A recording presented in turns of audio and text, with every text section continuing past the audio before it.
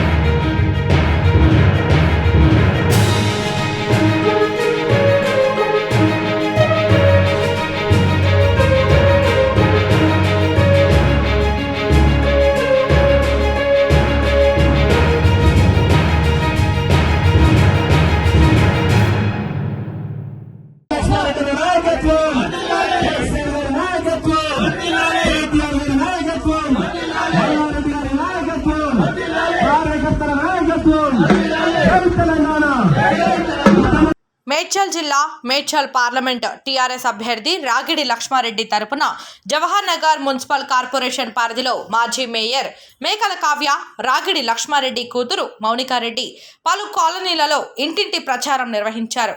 Car గుర్తుకు vote వేసి అత్యధిక మెజారిటీతో గెలిపించాలని ఓటర్లను అభ్యర్థించారు. ఈ కార్యక్రమంలో టీఆర్ఎస్ నాయకులు, కార్యకర్తలు తదితరులు పాల్గొన్నారు.